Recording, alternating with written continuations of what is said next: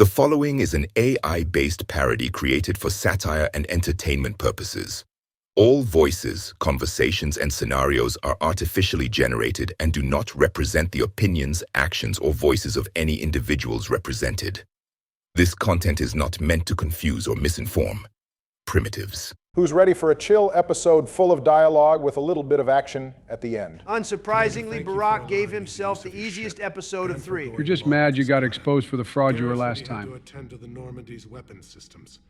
Something about calibrations. I see Garrus got right back to work. Brolo's calibrating big The guns. Asari counselor won't be joining. This is a rare L by the Asari. Bro, damn near all of Mass Effect 3 is the Asari fumbling the Reaper War. Yeah, but they're pretty, so I can let it slide. Real blood, if we don't try. Tell that to the Council Victus. They're the ones who seem set on just waiting things out. The sooner we have this summit, the sooner we'll know. We won't be having the War Summit this episode. That's for Joe to complete after he takes on Grissom Academy. So you mean after about 3 hours of him getting his ass beat on just the atrium section? Tell yourself whatever will help you sleep at night, Donald. I'm still not happy about having to delay seeing my boy Rex, though. Rex isn't going anywhere, relax. How is it being the Primarch? It probably sucks given the circumstances. Are the Turians even able to hold Menai without Victus there? I guess so, the Reapers are cutting them down.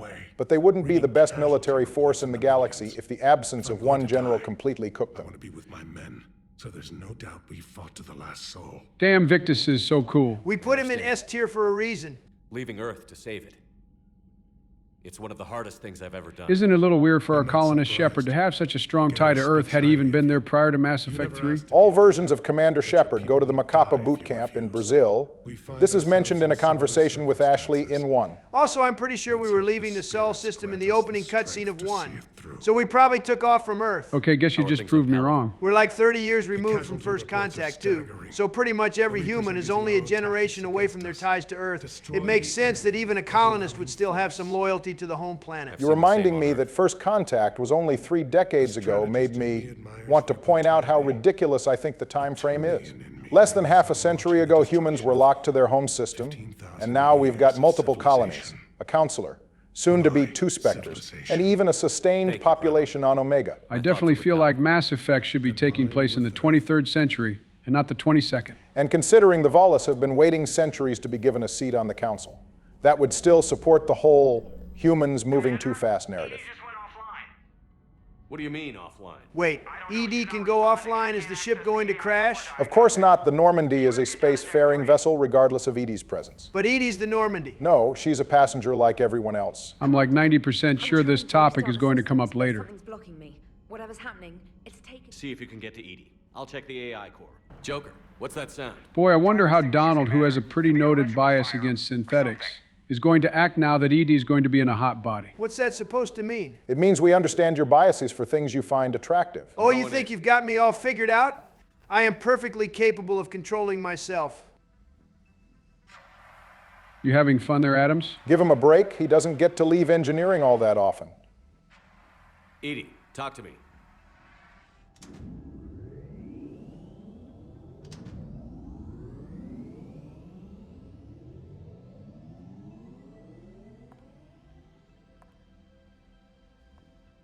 Oh my God. And there it is. No, I have control I can resist. So far, so good. Nice to see a little self-control. Edie?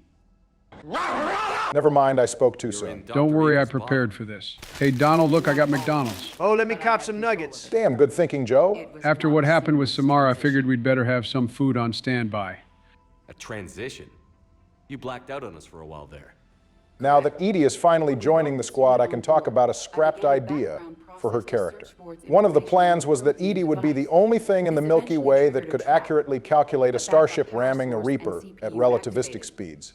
This would have allowed her to destroy Harbinger by slamming the Normandy into it. Wait, what? Are you saying Edie would have gotten the entire crew of the Normandy killed just to kill one Reaper? Looking at the interview Chris Hepler did, that does indeed seem to be the case, which would be f***ing awful. Having full access They to decided protein against data it because of the whole synthetic and organic getting along narrative. Would slamming a ship into Harbinger even work? Yes, actually, they did some work building up to this if in you're in Cerberus there, Daily News. are you still in The the starship that slams into the capital on Tetris is meant to show how devastating a high-speed starship crash can be. And if you recall what the gunnery chief was yelling back in Mass Effect 2, a 20-kilometer slug moving at 1% the speed of light hits with the force of a nuke. A ship the size of the Normandy SR-2 moving at or close to light speed slamming into a Reaper would be overkill. All right, well, even if it worked, I don't see how killing Harbinger would save the day. I imagine Edie would have rammed it when it was guarding the Citadel beam on Earth, giving Shepard and the others a clear path. I can't believe I'm saying this, but I'd rather things remain as they are now. Agreed. Also, we mentioned some confusion around the Turians destroying several Reaper capital ships. Apparently, that was intended as Hepler also states that they estimated 3 or 4 dreadnoughts with concentrating fire could destroy a main Reaper ship. And the Turians have 39 dreadnoughts as of Mass Effect 3. 39 is crazy. Technically, they have 40. The Volus dreadnought Kunu was built jointly by the Turians and Volus. And as we know, the Volus are a client state of the hierarchy. Seems like the Turians are circumventing the Treaty of Ferrixon. Was that Edie who just walked by? Joker signed up to fly the best starship in the galaxy, and as a result received a hot robot wife. Hold on, I'm on to something. At the end of 2, Joe talked about preventing AI from stealing our jobs by sleeping with them, but I've got a better idea. I have Elon Musk make millions of attractive Tesla bots and promise them to every young man and woman who enlists into the military. I'll improve our numbers overnight. Donald, what in the hell are you talking about? I'm talking about doing the things you were too weak to do, Sleepy Joe. There's a loneliness epidemic among young people, and how do you fix it? By improving their work-life balance. Fixing the unhealthy food we have? That's utter nonsense, hot robots. That's how we solve things. How the hell did you get elected? Twice. Well, I don't write my own speeches. Yeah, I'm not even going to mention how this conflicts with your stance on synthetics in Mass Effect. That's a video game. My plans are for real life. After what I've been Oh, I see the fit Garrus. About damn time he ditched the armor. The armor makes Turians look a lot bulkier than they really are. We're gonna need you for more than your aim. I'm going to need Garrus for his aim next But episode. I'm pretty sure we'll still need giant guns. Yeah, like the N7 Typhoon. So that's your big plan for getting through Grissom Academy? Sticking a Typhoon on Garrus? No, I'm going to stick a Typhoon on Garrus and James too. God mode Garrus isn't going to make up for your poor positioning. Donald, given what happened last time, I don't think you're in a position to be saying anything like that to Joe. Every decision we make is the right one. Yup, like my decision to save Caden. That was wrong when you did it, and it's wrong now. Times I wish we were. Convincing my people the end was coming got pretty rough. Welcome to our world, Garrus, except we had to convince the whole damn galaxy. The token to shut me up. So you're their expert advisor now? And apparently being expert advisor means military generals salute to him. Does Garrus even have rank in the Turian military? He left it for Citadel security, and then left that to be a vigilante. Well, the Turian hierarchy is a meritocracy, Then they where put you in power is charge. given based on ability. I suppose the Turians started showing Garrus a lot of deference after the invasion began because of his experience in fighting Reapers and Reaper troops. Garrus and Shepard have an interesting path. Both of them started out working in official channels within the military and then became dogs of the Council through Citadel security and the Spectres. Then they both went outside the box by joining Cerberus and going vigilante, and now they're both back working inside their militaries. Shepard is still a Spectre in 3, you know. Yeah, but that's mostly a matter of convenience. Shepard isn't taking orders from the Council like they did in 1. Most of our assignments come direct from Admiral Hackett, so we might as well be military here. My father is there. Sister, too. Donald, don't do it. Don't do what? Don't mention Garrus's mother again. I'm not trying to get shot at a 3rd time, especially because that motherfucker isn't likely to miss me. Getting old, Shepard. The platitudes get just as old. Pretty soon, blind hope is all we'll have left. And Funny enough, if you're a spacer Shepard here, Garrus will ask about your mother. He'll end up awkwardly throwing the same platitude back at Shepard. I know you don't have any illusions about what we're up against, Garrus. How do you rate our chances? It's definitely a solid 60-40 split in our favor at this point. That's pretty optimistic, Donald. Yeah, I'm going to say it's a solid less than 2% chance at the moment, considering multiple cities on Earth have been reduced to glass tables, and Pelivan has a country-sized wildfire. You guys are such pessimists. To quote Ashley Williams, a pessimist is what an optimist calls a realist. Don't recite Ashley Williams quotes to me, you bitch. I was there when it was written. I didn't say there wouldn't be casualties. It's something Turians are taught from birth. If just one survivor is left standing at the end of a war, then the fight was worth it. I mean, I guess the entire species is cooked, but I guess you won. The Turians probably never have to actually worry about it getting that far, given how huge and powerful their military is. Also, Victus said something about the Turians losing 2 of their dreadnoughts, so they're back to 37 of them, not counting the Volus one. I've never known Victus to lie. Play fast and loose with strategy, maybe, but betray an ally. Not his style. Well, he'll lie by omitting relevant information later on, but we won't talk about that. I noticed generals saluting you, Garrus. How far down the line of succession are you these How far days? down do you reckon Garrus is, Barry? Let's not go there. He's probably not directly after Victus, but definitely close enough that he doesn't even want to think about it, much less speak it into existence. Well, considering he's already got more clout than full-blown generals and is basically Victus's advisor, he's got to be at least top 5 right now, especially since Turians are dying left and right. The succession chain might just default to him by the end of the game. Man, Shepard's Mass Effect 1 companions all really leveled up. Well, all of them besides Ashley. Joe, I swear to God. He is right, though. Garrus becomes a high-ranking Turian in the hierarchy. Rex is leader of the Krogan. Liara is the Shadow Broker. Tali potentially becomes an admiral. And the Vermeer survivor becomes the second human Spectre. Meanwhile, what did all those bums from Mass Effect 2 do? Like 3 of them die, 1 more of them becomes a teacher, and 1 of them literally knocked up a girl within a year of meeting her during a fucking Reaper invasion. All right, easy now. You're right about Jacob, but not too much on the rest of the Mass Effect 2 squad. But my father just listened. It's what he did in his days at CSEC, putting together all the pieces. If the connections were there, he wouldn't deny them. And he saw what we always knew. The Reapers were coming. Thank fucking God there's someone else in this whole goddamn Milky Way with a brain in their head. I hope Mr. Vicarian makes it through the war. We owe the guy a beer. He'll probably want one too, given what's happened to his wife. My father kept pushing and finally got him to commit some token resources. And if you call them a task force, it sounds like you did something about it. What did you do with it? Without the mods, we wouldn't really get to see any of Garrus's preparations. We hardened our lines of communications, expanded emergency stockpiles across the colonies, improved our early warning detection protocols. You think it helped? I mean, it probably did, right? The Turians didn't get blown out like humanity and the Batarians. I'd say they were definitely more prepared. That's all for now, Garrus. It's damn good to have you back. Wouldn't miss this fight for anything. Can always respect someone who's looking for some smoke. Down here. I want to get the old girl back in fighting shape. Bro's about to be down here at this gun for the entire game. You're positive you don't want to come over and talk? Whoa, is Liara taking a shot at Garrus? Garrus is more of a human or Quarians kind of guy. The poor thing is going to get her heart broken like in Mass Effect 1 all over again. Just gathering some thoughts. All right. Well, jokes aside, it's good to see the squad mates actually talking to each other.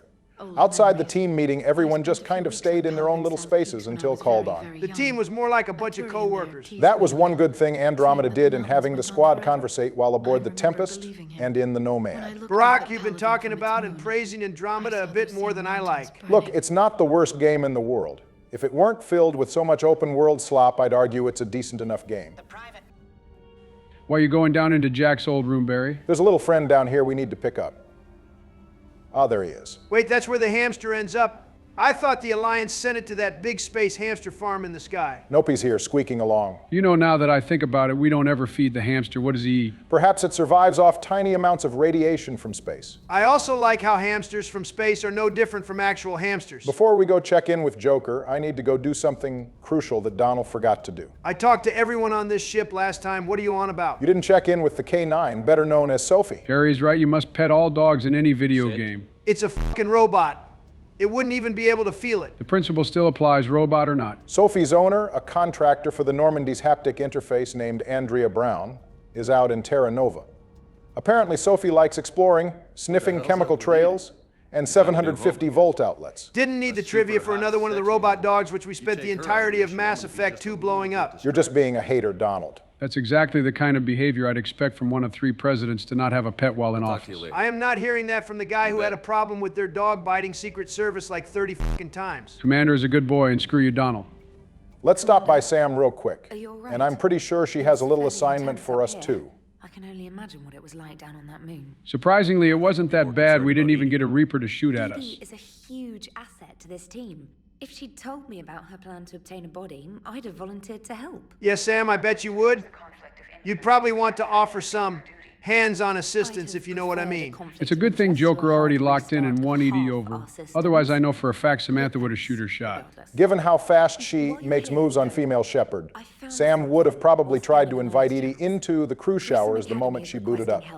The Reaper invasion front will hit them soon. And here comes Joe's mission. Good, I'm ready for it. Your confidence is either going to age like the finest wine or like whole milk left out on the sidewalk in the middle of July. I'm betting on the latter. Unfortunately, we'll all have to wait until next episode for this one. Project helps gifted young biotics. If it had been open 20 years ago, I bet you'd have been there. I bet Caden wishes he said could have that gone to you Grissom made me Academy Archivist. instead of scrapping with an Surprised angry you're still Turian War veteran. Killing that guy with a biotic drop kick is about the only cool thing Caden has done. Don't take it from him. He lost the girl he liked because of it. I say that's worth it. Side note, this is like the third time Grissom Academy has had some BS occur in about 3 years. First, Cerberus infiltrated it in Ascension. And then after that, the Reaper-fied Paul Grayson broke in and killed some of the staff. It's fake. Edie thinks it's Cerberus. She said the fake Turian signal was similar to the one that lured you to a collector ship? I remember that. Good times. I still think you getting through the collector vessel so easily was a fluke. Spoiler alert, you'll call the events of Grissom Academy a fluke too. But I believe they're still in danger. And just like that, Samantha has proved herself a useful and worthy member of the Normandy crew. My only complaint with Sam is we didn't have her around sooner. Would have been nice to have her be on the SR-1 crew, skip Mass Effect 2, and then come back like Adams did. Thank you, Commander. Pretty good for a tech nerd who's supposed to be in a research and development lab and not flying on the ship that's supposed to spearhead our resistance against the Reapers. She's better off on the Normandy anyway. She's safe from death thanks to her proximity to Shepard's plot armor. It's kind of funny to bring that up after we learn about how Edie could have crashed the ship into Harbinger. Hey, Commander, check out my co-pilot. Hold on, why the f does Edie have clothes on? Oh, I figured Edie better look a bit more professional, so I had her put in one of the outfits from a mod. Modders have gone too far. I think it's good we don't have Edie strutting around with her robo-titties hanging all over the place. Do you honestly think I'd be able to keep quiet about it? Joker raises a good point. He'd never stop yapping about it. Haven't seen him this happy all trilogy. I'm telling you, promise a young man a hot robot girlfriend, and he'll enlist within the hour. Oh God, please don't get stuck behind the chair. What are you talking about, Barry? Sorry, that was some old PTSD from the OG Mass Effect 3. You could easily get trapped in those rectangles behind Joker's chair, and you would be forced to reload. Sounds annoying. Yeah, it kind of was. To adapt to a new concept. How are you adjusting to the arms and legs? I am interested to see how this body performs under real combat conditions. Despite what happens on Mars, Edie is kind of mid in combat, especially when you have Garrus and Caden. A classic, the enemy is overpowered as hell and then they seem weaker when they join your squad. Adequate. That's not the word I'd use to describe you. Careful, Joker, you're going to get reported to HR. I don't think we have human resources anymore. Probably got blown up in the war. Even if we did, does Edie even count as Alliance personnel? I think she'd be considered Alliance property considering she is housed inside the Normandy. What's this about? Does Joker not like your new platform? Bro, have you not heard him talking about her body? He wants me on the bridge. He says having me within visual range is important to his morale. Man, Joker is just like me for real. Do you believe your crew members should be allowed to disobey an order on moral grounds? It's not like Shepard's morals really affect the squad anyway. Aside from the events of Priority Tachanka and Rannoch, there isn't really any big consequence to doing things your squad mates may not I like. was designed by Cerberus.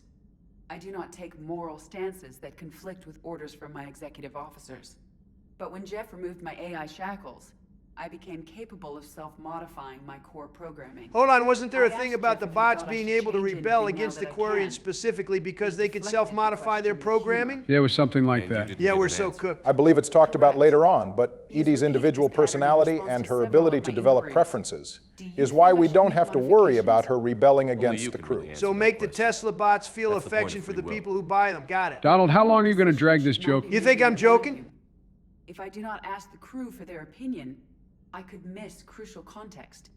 May I ask you the questions Jeff avoids? Good Lord, Edie gets a body, and now she's ready to start coming to us for help with her problems. Bro is a walking, talking search engine. Can't she, like, Google this stuff on the extranet? Exit stage right. Hold on, Edie, we weren't done talking yet. Okay, Edie, if you want to end a conversation, you should say I should go. Leave it up to the experts.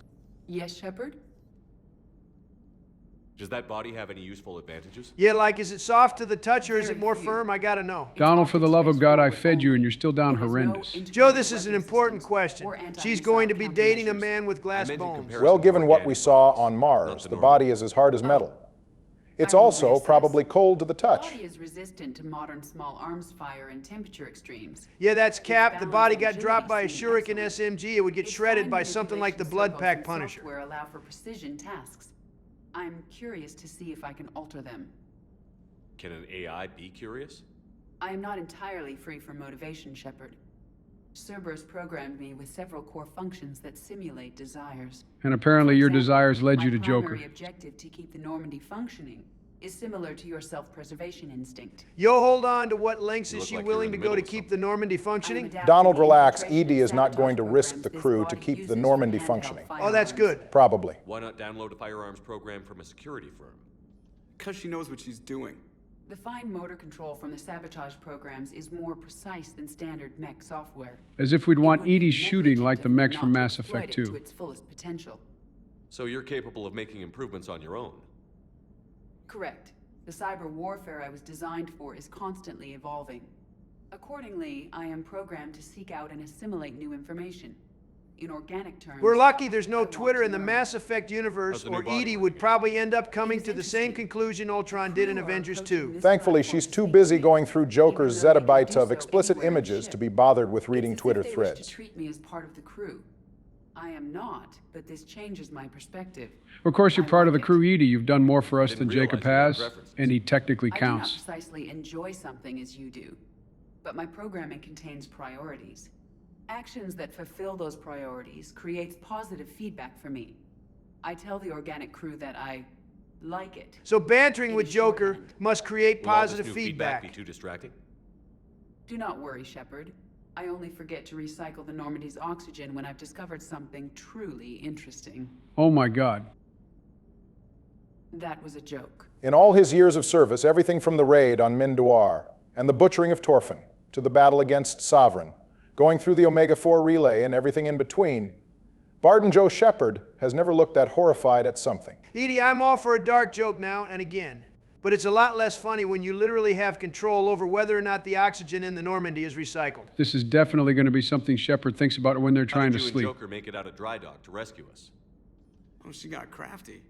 You do not want to get on her bad side, Commander. Well, after what she just said about the oxygen, I don't doubt you there, Joker. That and the fact that her mech is strong enough to pick up a fully armored grown man one-handed and smash their head, and even while helmeted. Soldiers believed I still had VI programming constraints.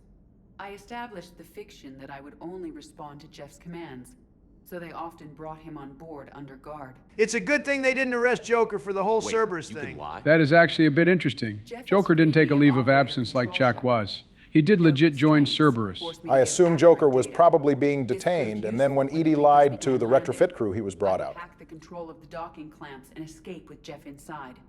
The soldiers guarding Jeff were willing to accompany us when Earth was invaded.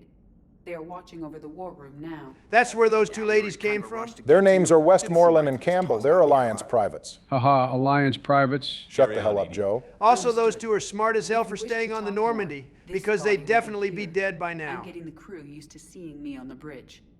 Noted.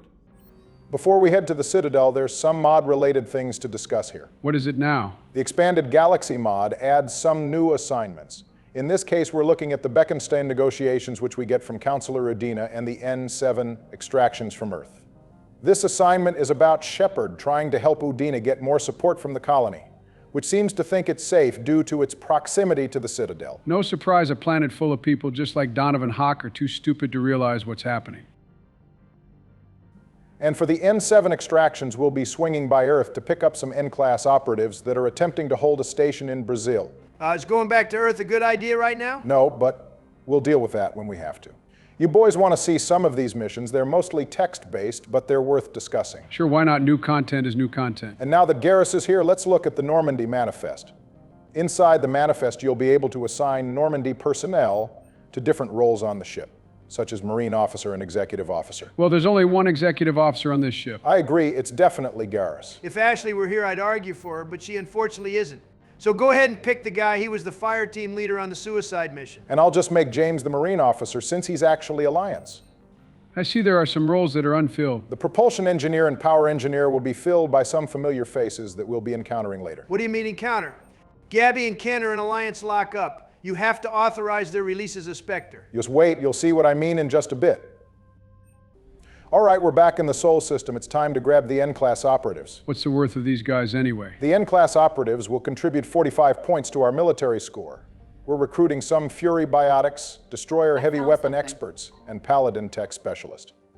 You might notice these names share similarities with the characters from Mass Effect 3's multiplayer. Hey, these mod missions add military points. Doesn't that mess with it? The expanded Galaxy mod rebalanced the war assets to compensate for any changes. and they have more realistic values. All right, let's get the f*** out of here. Holy shit. If you get caught, it counts as a death.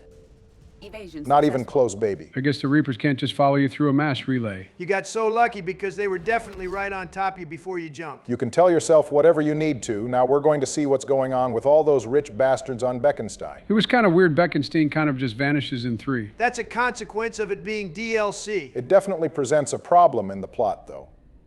Beckenstein would be the only human colony totally safe during the early portion of the Reaper invasion. The Alliance should really be leveraging it. All right, it's time to show off the art of the deal here. Thanks for the book plug. That was not deliberate. All right, so the public of Beckenstein doesn't want to turn themselves into a target by supplying weapons to the war effort. The colonial politicians have agreed to turn some industry towards arms, but only if we hide it from the public. We can either agree to hide the truth or persuade them that the Reapers will come here eventually. What are you feeling, boys? Persuade them. We didn't spend 2 days trying to convince people the Reapers were coming just to pretend they aren't going to come here. I agree with Donald here. Persuading them that the Reapers will show up can't hurt. I should point out to you that persuade is the paragon option. God damn it, whatever. It is what it is. Barry, you're not going to steer us down the right path? Oh no, we're going to get a truly organic experience since you two aren't familiar with the mods. So we're going with persuade, no takebacks? Yeah, hit it, Barry. I guess persuasion is fine with me. The colonial leadership admits that a Reaper attack is a possibility, but they're still concerned with the short-term issue of public opinion. So they offer a token force of colonial guardsmen. They won't give industrial support unless the Alliance guarantees Beckenstein's security, which is obviously impossible. Someone should tell these guys their approval ratings won't mean a damn thing when the Reapers harvest them. Well, there's one thing all presidents are good at doing when keeping approval matters. We start lying? Yup, as naturally as we breathe, my boy. All right, I guess we're lying here. Let's see how the negotiations went.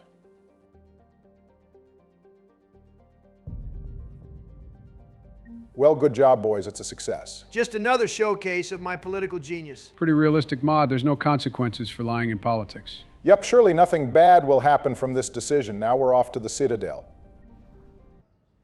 Thane, my boy, how's it going? Bro is shadow boxing in a hospital. He was probably getting lost in the memory of spinning the block for his wife.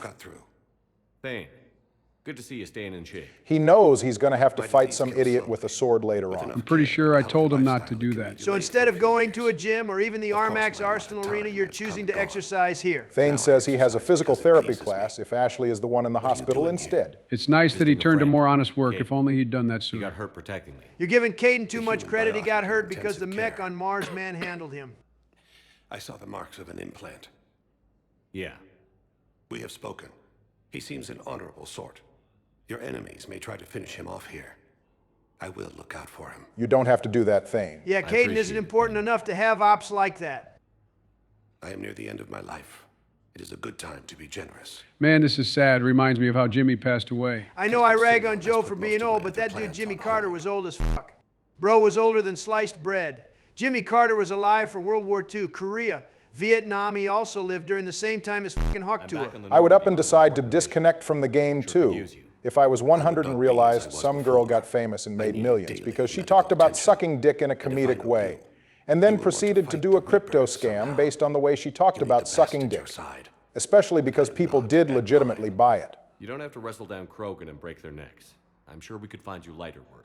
If Thane is going to kill a Krogan, he's liable to use a bomb. I see you've been reading the Shadow Broker dossiers. Yeah, after you talked about Garrus's mom, I decided to go check him out. You're really taking advantage of the fact that you're a lame duck president now. Bro, I was done being locked in on the president thing as soon as I tagged Kamala in. I'm surprised you were locked in at all. I've been to several doctors.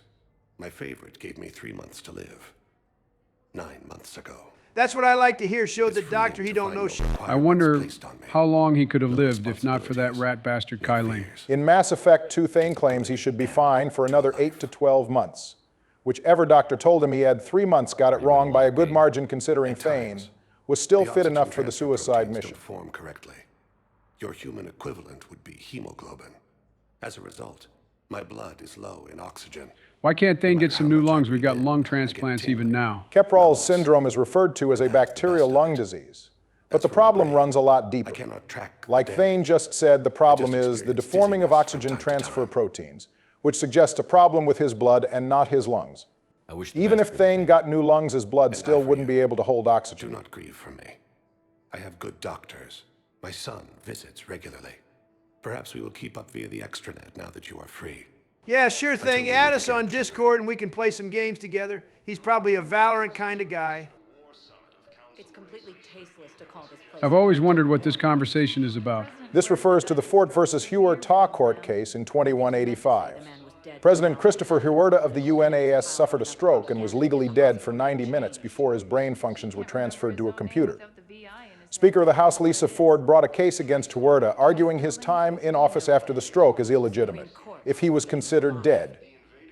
The Systems Alliance heard the case, and in a 5-4 decision, Huerta's term in office after his stroke was ruled legitimate, which caused protests across several UNAS cities. Okay, so first we merged with Canada and Mexico, which caused a second civil war.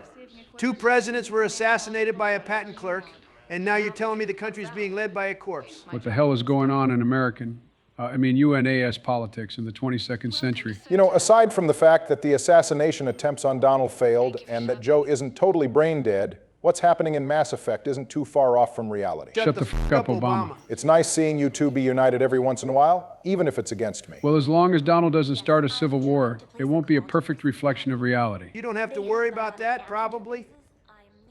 I'd like an answer, Major. Can someone get Caden a shirt? It's good of BioWare to be equal opportunity with the fan service. You'll have it soon, Counselor. I promise. So what's the deal with the Vermeer survivor getting a Spectre recommendation here? Like, I think Ashley deserves it, but why did Udina think so? There's definitely some political meddling happening here. As you know, Udina is planning to take over the council and is probably looking to get a human Spectre that will actually do as he says. No problem. And we all know that isn't going to be Shepard. I think Ashley and Caden have the merit to be Spectres. Caden does not. Contrary to Donald's typical hating-ass behavior, of the two of them, Caden being a Spectre candidate does make more sense, given that he's a powerful human biotic. We know from Mass Effect 1 that Ashley had a spotless record in exemplary scores. If she was getting actual postings, she would be on the same level. That would make Ash a good soldier, but would she make a good Spectre? They have to be the best of the best. And you think fucking Alenko is among the best of the best? Well, he's probably the best biotic in the Alliance, if we don't count Shepard and Jack, who joined recently. In fairness, every single one of the squad mates is a top 1% individual. I'll even include Jacob in that. So merit-wise, any one of them would make a suitable Spectre. And calling the Vermeer survivor a political pawn isn't a knock on their skills or their merit. It's just a matter of fact. Even Shepard was a political appointment, their accolades aside. Humanity was trying to make a push for more power in Mass Effect 1. And Shepard was the obvious pick. Right now, Udina is just looking for a dog to follow his every order when the coup begins. Which makes Udina stupid, because Ashley doesn't even like him. She doesn't. But it's not like either Ashley or Caden are known for rebelling against authority. No, not just that. You were my commander, sure, but you listened, too. We went through Ash's death together. Yeah, well, that's Joe's fault. Ashley should be here talking about how we went through your death together, and I would be laughing about it. Are we good? Yeah, sure, Caden, we're straight. Horizon wasn't even that big of a deal. It was great to have you back on the Normandy. Thanks. Feel like we've cleared the air? Yeah, you know, I'm not sure that I've been wrong about Cerberus, but... Well, recent events have vindicated you on the topic of Cerberus, Caden. We never trusted in Cerberus. Well, actually, I guess Donald did. But we never really sided with them and just used their resources. I regret nothing. Will do. Thanks for coming. Well, we're not done talking yet. Man, back in 1, we were the ones who ended conversations. You've been injured. Sure you want right back in the thick of it? Are you kidding? I want to kick the Reapers straight to hell. Well, if there's one thing we can count on the guy for, it's kicking something to death that Turian learned it the hard way. Well, the future flashed for me. The anguish, the families, the children. Well, we've only ever seen one kid in the entire trilogy, and he may not have even been real. I think Mouse from Mass Effect 2 was supposed to be a teenager. I'd believe that if he didn't have the same model as every other human male in the game. Yeah, but his voice is higher, like he's still going through puberty. Congrats. There's obviously been a lot going on. Anderson asked me to take over a Spec Ops program. First Special Operations Biotics Division. If you do have a problem with Caden becoming a Spectre candidate, him being tapped by Anderson to lead a Biotic Special Operations Division should make it clear he's got real potential. What does Ashley get assigned to if she's alive? Nothing notable. Ashley's conversation is centered around the loss of her unit on Eden Prime and her family. So Caden gets to teach a unit for covert and high-risk missions, and Ashley just regurgitates information we learn in Mass Effect 1. Yeah, Ash got the short end of the stick with the writing and new developments in 3. Which is odd considering the game defaults to her. We're different. Freaks, even. Most people in the galaxy still see us that way. Speaking of things that didn't get a whole lot of development, the supposed struggles human biotics face. Aside from the UNC hostage mission in one where we have to help Chairman Burns, it's not touched on a lot. There's a few lines here and there about it. One of the reasons Grissom Academy exists is to help biotics deal with their powers and teach kids there to use them responsibly. Seems like the biggest thing plaguing human biotics is the lengths at which people go through to create them. Good call. From exposing people to element zero when they're either very young or unborn, to experiments like the ones done on Jack and Jillian Grayson biotics, have it rough in that department. I'd take anything to have psychic powers. But my biotics are stronger than ever. That would explain why Caden is all of a sudden able to perform a biotic reeve. Or maybe you have. Are you flirting with me, Commander? Okay, how in the f did he get flirting out of that? Caden, you've got a pretty decent romance, but I'm pretty sure I told you we were straight earlier. Now I see why ladies in the Mass Effect community talk about why they hate talking to Caden because he takes every interaction as flirting. There is a bit of a problem in Mass Effect 1, where you either need to be as cruel as possible to the romances to keep them from being interested, or just flat not speak to them, because otherwise they will start to think you like them. At least. Yeah, friendship is all you're getting out of me, Alenko, and even that's pushing it. I own a lot of that. You were standing right in front of me, and I shut you down. I'm sorry. This is another thing that kind of annoys me about Ashley's writing in 3.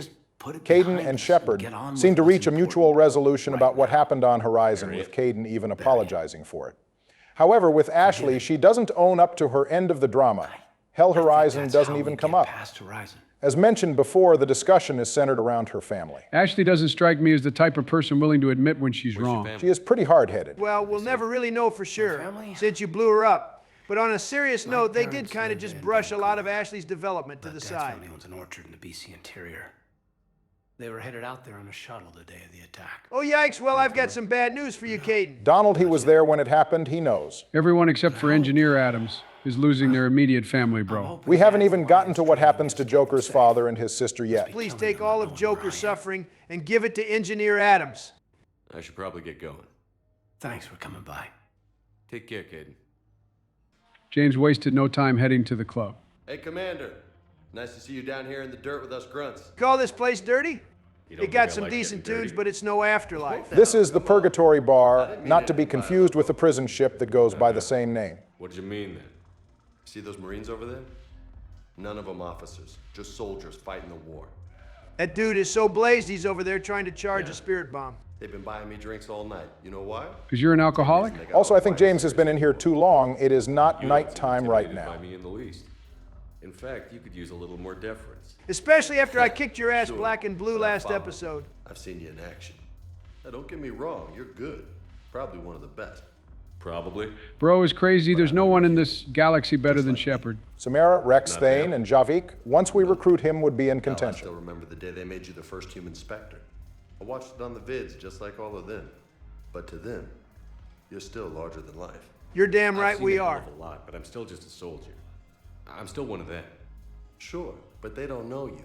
They just know what they've been told. Oh God, what kind of stories do you think they tell about Shepard in the mess hall and in Alliance boot camps? They for sure mention the origin story events, which means these people heard about the events of Torfin. Crazy how Shepard committing war crimes isn't even the most insane thing. Well, are they really war crimes if it's aimed at Batarians? Good question, Joe, and the answer is no, they are not. Who's like us? Damn few. And they're all dead. That's an interesting salute. Is the implication that we killed people who could contend with the Alliance? Or are we just shouting out our fallen brothers and sisters? Stop trying to analyze everything. Sure enough. Cheers. Cheers. Not bad, Loco. I was hoping you'd know that one. Bro, we've been in the Alliance for years now. Thanks for the drink. Hey, what are Gabby and Ken doing here? Aren't they supposed to be in jail? This is restored cut content. Ken and Gabby were meant to be recruited here in Purgatory, instead of Shepard just authorizing their release through the Spectre terminal. You're alive. I told you, nothing can take down Shepard. Your faith is greatly appreciated, Gabby. This cut content also has a version for if Gabby died on the suicide mission. Instead of the two of them being here, we'll find Ken drowning his sorrows, blaming himself for Gabby's death, and regretting that he never told her how he felt. Damn poor bastard. But we slept away. We were there for the Normandy. For you, not for them. And there was something creepy about those recall orders. Just didn't feel right. Oh, I think I know what happened to Mess Sergeant Gardner. You're probably not wrong about that, Donald. The rest of the Normandy crew disappear without any word. It's pretty much a guarantee that anyone who reported back to Cerberus got taken out. The elusive man has gone too far now. Rupert made the finest meals in the galaxy. Somebody stocked at Bay D-24. You've got Normandy back? Fantastic. I missed her. Thank you, Commander. We'll see you on board. Well, it's good to have the engineers back. Oh God, one of the Batarians made it off Karshawn. Relax, it's just one of Aria's goons. It only took C-Sec 3 weeks to figure it out. I don't care who you are. You're required to go through processing like all other refugees. Come with me. You don't get paid enough to try to bring the boss of Omega anywhere. She's lucky she's not on Omega right now because she would probably be dead already. The immigration officer wouldn't have even made it into Afterlife to see Aria in the first place. Aria, to what do I owe the pleasure?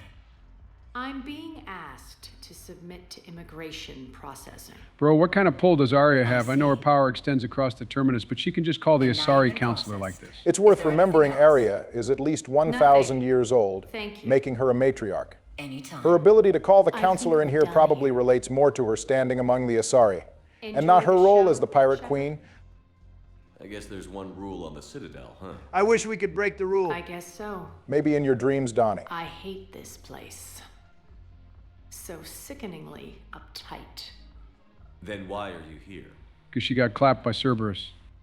Cerberus stole Omega from me. The elusive man is now squarely at the top of my shit list. The exact details of how Aria lost Omega is covered in the Mass Effect Invasion comic.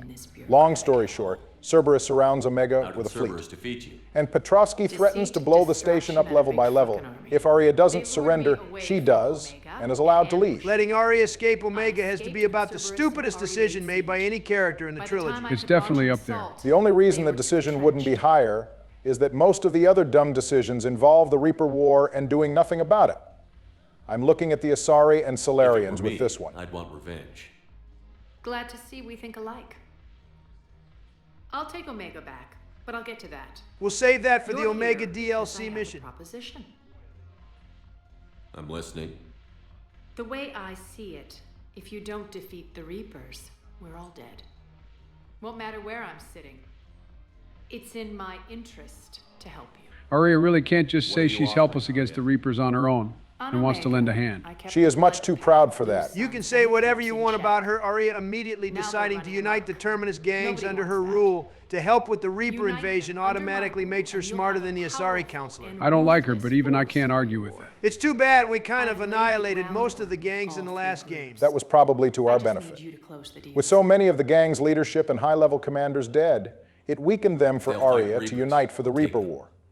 Otherwise, we'd probably have to deal directly with all three of them to get their support for the fight. My agent who's dealing with the Blood Pack.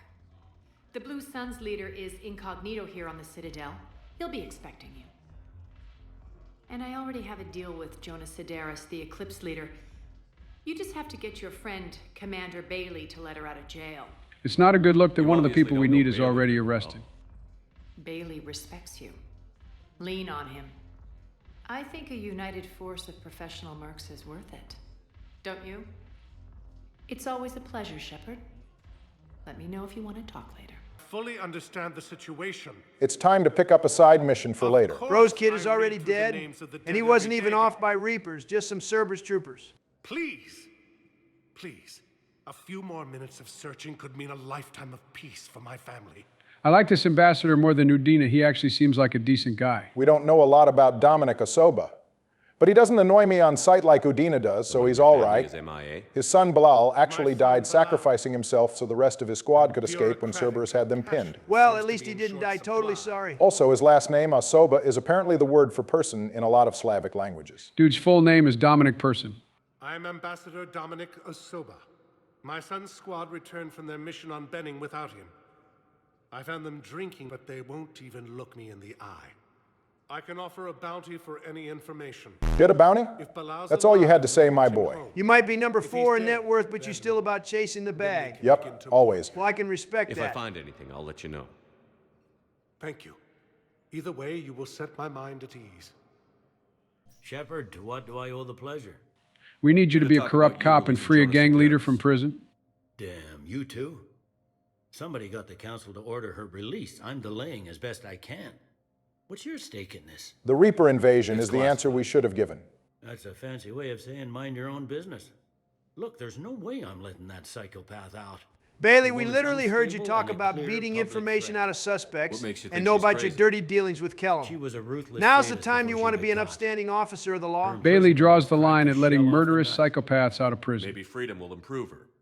She rages day and night, Shepard, calling for the deaths of all Eclipse enemies. I guess she won't be too big a fan of us. The gangs do seem oddly fine meeting with Shepard, given what we did to them all of last game. It's not like they can do anything about I'm it. sure you'll agree. Then maybe the council will listen to you and rescind the order. The council listening Go to the us, CSEC that's a good one. outpost. My assistant will connect to Sedaris' cell from there. Then call me back.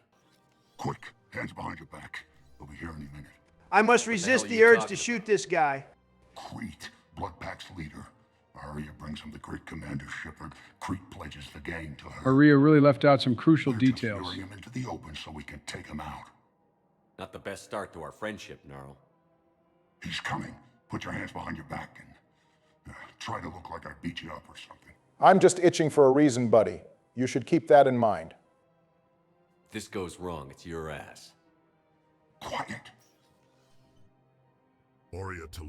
Wait, what the hell is a Krogan doing here? I know I'm not that damn demented. Crete is supposed to be a Vorcha. You're right, the diversification mod turned him into a Krogan, so the cutscene is more plausible. Bloodpack are ruled by Krogan, while the Vorcha are cannon fodder. It can be argued it would make more sense to have to kill a Krogan leader and replace him with a Vorcha. Keep your distance, Crete. Finally, a Batarian gives us something good. You agree to Arya's terms. Most definitely. Arya can use the blood pack as she sees fit. Wasn't talking to you, Crete. Grill? Oh, gross. Why is that one green? Joe, you can't just ask someone why they're green. Behold the power of a cutscene bullet, where a single shot from a Carnifex can drop a fully armored Krogan. Yes. I'm Arya's mole, Shepard. You've scratched my back. Now I'll scratch yours. I don't want your freaky-ass fingers anywhere near my back. I feel like if a Vorcha scratches you, you're going to end up like the clickers from The Last of I may Us. be ambitious, but I'm not crazy. Uh-huh. Good work, Gnarl.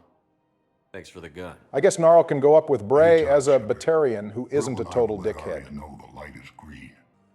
Let's peep in on Jonah Sedaris. If this is Eclipse, we're about to see another Asari baddie on God. Thanks. We'll need some privacy. We should probably move to a different location if you want privacy. There's a big-ass open door nearby and people right outside the room we're in. There's also no way Citadel security isn't monitoring this conversation. Who's that spying on me now? I see. Good. Arya's indentured servant has finally come to deliver me to freedom. Okay, wait, never mind. I don't like this one. Wait, why? I don't know. Something about her's giving me the ick. I can't tell if it's the way she's moving or the look in her eyes. Bro, you talk about how you'd be fine being with Morinth even if it killed you. That's different. You wouldn't understand. You've killed a lot of my people. Don't think I've forgotten that. Yeah, Sedaris, you keep running your mouth, and we're going to add you to the list of Eclipse members we've taken off the Bury scoreboard. the threat, Sedaris. I'll toss them into the caskets with my victims. I love holding all the cards. Even in here, you must deal with me. Barack, I really think letting this one out of jail is a bad fucking idea. You want to do the Paragon option? I don't care. Just don't let that thing out. Well, I probably wasn't going to authorize her release anyway, at least not without setting up some insurance, so that's fine for now. He knows better. Now get me out of here, Shepard. Tell Bailey to release me. There is something wrong with her. I still don't get how this is where you've drawn the line. So she's crazy, right? It would be ridiculous to let her out. You are completely correct, Bailey. Sorry for bothering you with this. Well, okay then. She's a We'll go menace. with Plan B on Let me recruiting try to make Eclipse. this problem go away. Sounds good. I'll hold the line until I hear from you.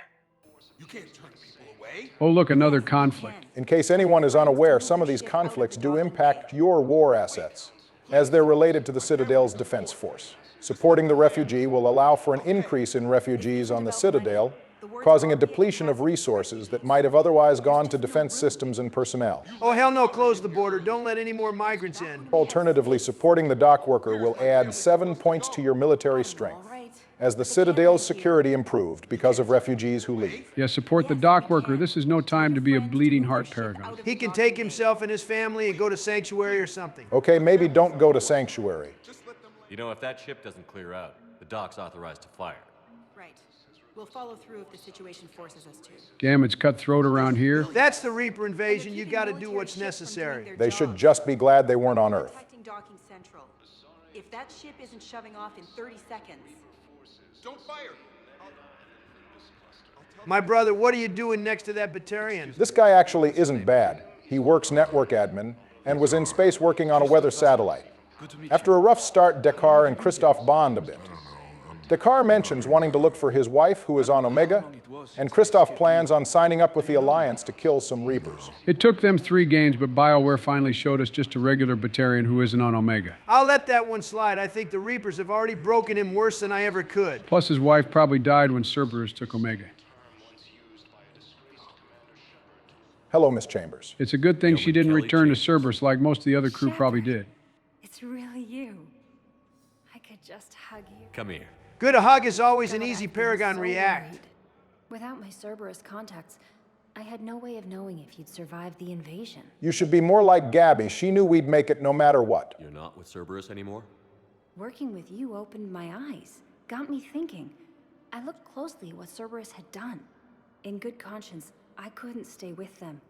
Funny enough, telling Kelly to stay here is probably better.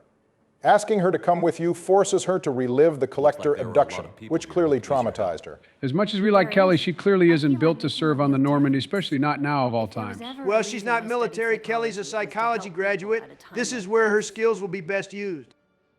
Didn't think Cerberus liked people going AWOL. They don't. But Cerberus has more important things to worry about than me. I wouldn't be so sure about that. If you care about Kelly, you'll tell her to change her identity.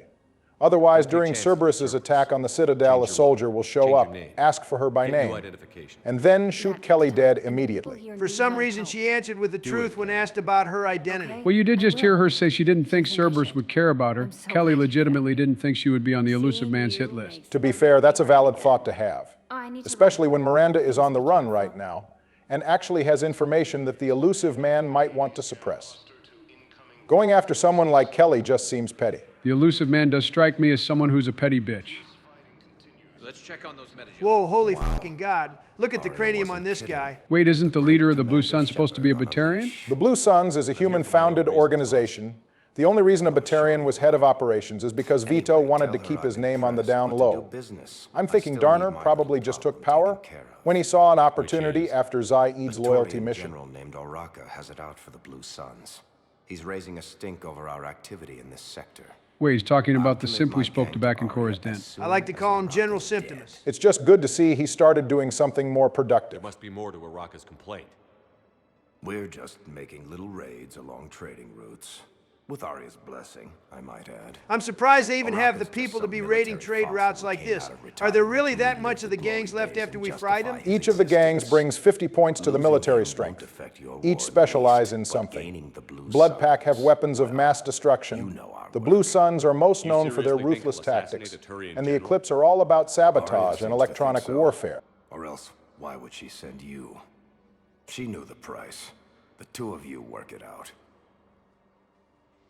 Oh, and, tell Arya I still expect her blue ass in bed with me. Bro conveniently fell into the leadership of the Blue Suns and thinks he's got a shot with Arya.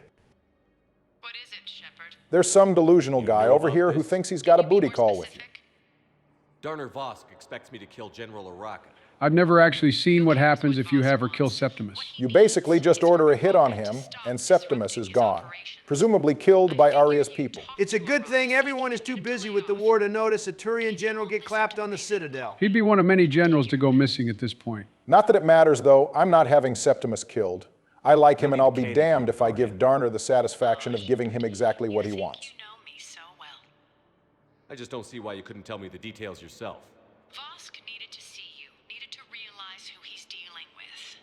Plus, if I have to suffer that scumbag staring at my tits one more time, I might have to kill him. To be perfectly honest, you should just kill him anyway. That I'm going to sleep with him? We all have our delusions. Men, get ready for trouble. These guys are smart. They saw Commander Shepard pull up and immediately recognized things were about to go bad. All the more reason to make Sam the leader of Eclipse. Oh, you're the one coordinating that, right? My idea, you know. Arya came to me looking to gain Eclipse support. He can't be that smart if he doesn't recognize this as a perfect opportunity to take over the I game. released Sedaris so you can take her down and assume control of the gang. This is a nefarious ploy from you, Barry. I said I wouldn't let Sedaris out without insurance, and this is what I meant. This does actually work, right? I don't want that loon roaming around. Yes, Donald, relax. Yeah. Sane will successfully kill Sedaris and seize control of the Eclipse. Right? Exactly. You've got this all figured out.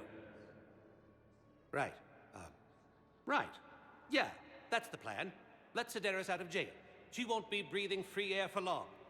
I like that we let him think this was his own idea. Well, the rest of the gang wouldn't respect him if Shepard just ordered him to do it. It's kind of funny that Garrus was standing right there and saw that whole deal go down. Garrus knows to just trust us when we're making moves. Convince the council to accept our wounded.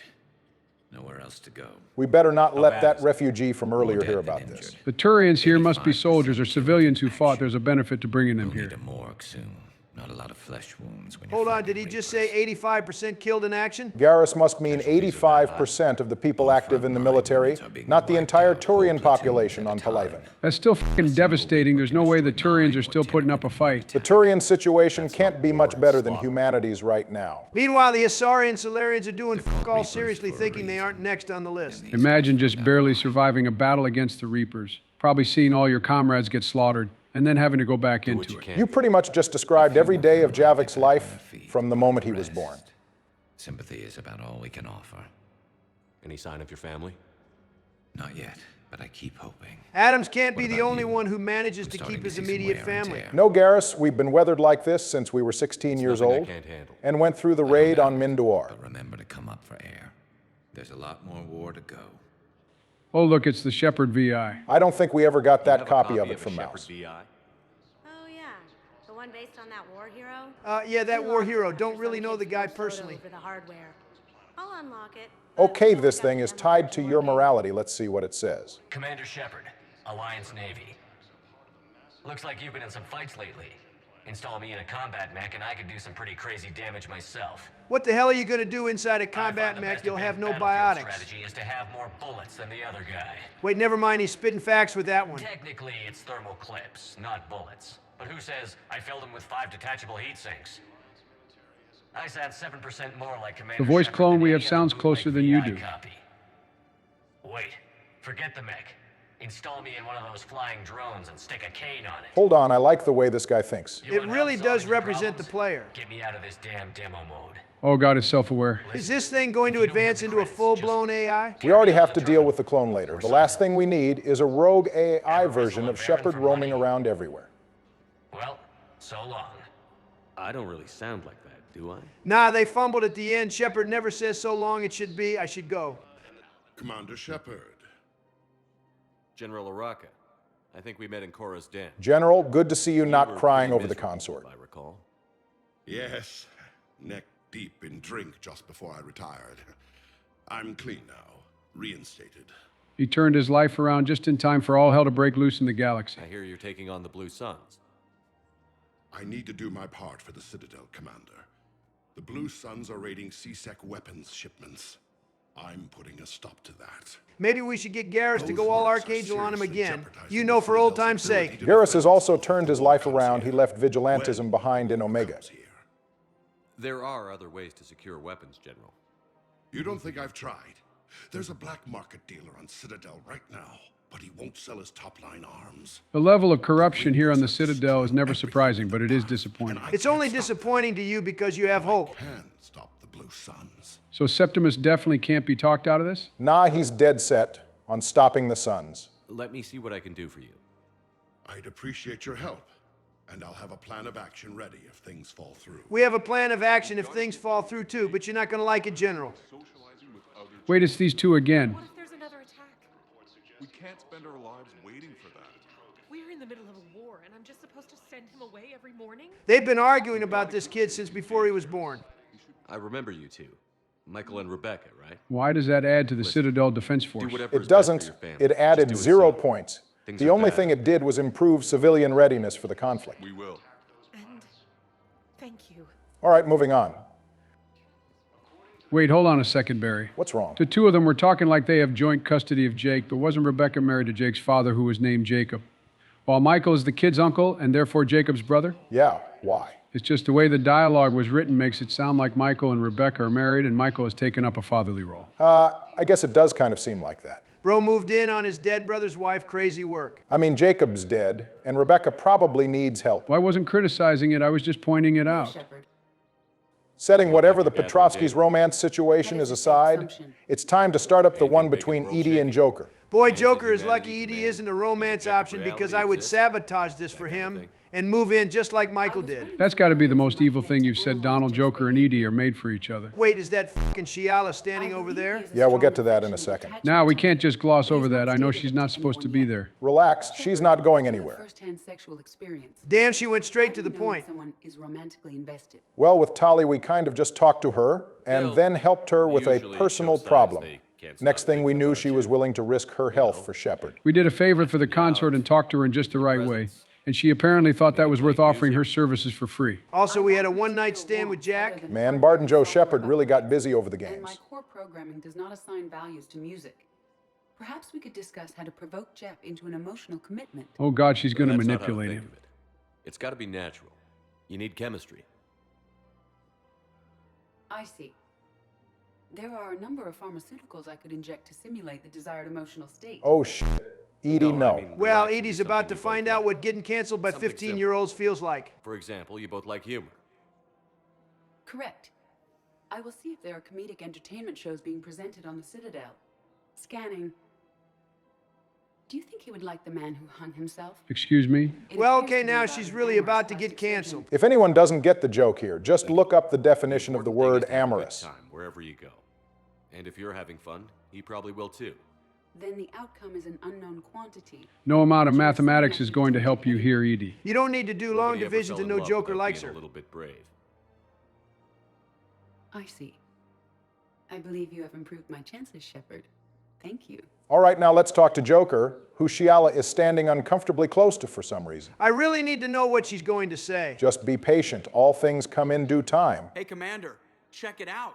Big news. The Blasto movie is breaking opening week records. Which Blasto movie is this? It's Blasto's Six Partners in Crime. You can listen to it at the screen in front of the room where we meet with Gnarl. And, oh yeah, a big-ass Reaper invasion. I wouldn't mind seeing the tips on making your apartment look bigger personally. Maybe later, Joe. I feel like this would be a bad time to ask Joker about it. What are they saying about the invasion?